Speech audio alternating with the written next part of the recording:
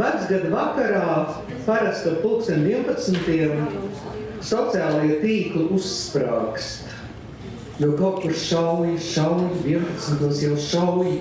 Paklausījos nedaudz Rīgas domas sēdi, un man tā izklausījās patiesībā pēc mazas birokrātiskas, simboliskas komēdijas. Šodien viņi tur skaidri un gaiši pateica: Rīgas pilsētas teritorijā no 23. vakarā līdz pusnaktī salūtu šaut nedrīkst. Tajā pašā laikā pašvaldības policijas pārstāvi uz vietas, es pats to dzirdēju, paskaidroja, ka izbraucot ārpus Rīgas administratīvās robežas, kur šādu aizliegumu nav, salūtu gandrīz vai drīkst šaut. Tātad sanāk pavisam vienkārši. Metrs robeža un minūte, un noteikumi pēkšņi mainās. Vienā pusē nedrīkst, otrā pusē drīkst. Šodien tā bija komēdija. Tas pats vairs nav par drošību, bet par ģeogrāfisku paradoksu pēc manām domām. Tālāk sekoja arī morālais vērtējums.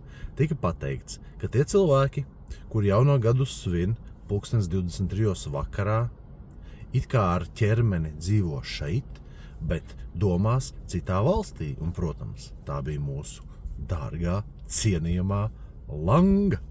Viņi tā kā fiziski atrodas šeit, bet savā prātiņā viņi atrodas citā valstī. Tāpēc liels paldies Brēmeņa kungam, Brēmeņa kungam par priekšlikumu šiem šāvējiem turpmāk pulcēties uz Rīgas robežām. Taču te rodas ļoti vienkāršs jautājums. Tajā pašā laikā jauno gadu svin ne tikai Maskava 23. vakarā, bet vēl vismaz 15 citas valstis pasaulē. Lūk šeit.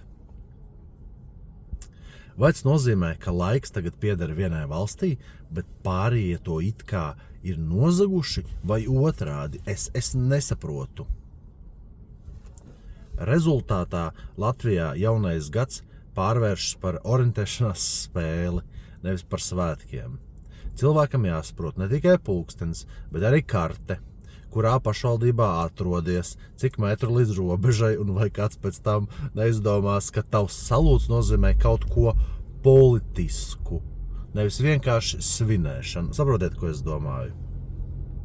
Un beidzot, kā ķirsītis uz tortes, izskan doma, ka varbūt vispār nevajag salūtu. To runāja koalīcijas deputāti. Tie deputāti, par ko jūs lielākā daļa esat arī Rīgas domē sabalsojuši, viņi runāja par to, ka salūtus var aizvietot ar lāzeriem.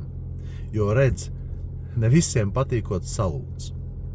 Tas jau ir cits jautājums, bet tad būtu godīgi par to runāt atklāti, nevis paslēpt to zem laika joslām un simboliem. Viņam parasti saka, tie ir tādi cilvēki no padomu laika šausmu multiplikācijas filmas. Tāpēc jautājums ir vienkārši.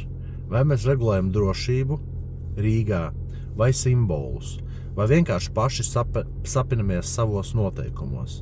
Jo jaunais gads cilvēkiem ir par svinēšanu, nevis par robežu stabiem un politiskām interpretācijām. Ko jūs par to domājat?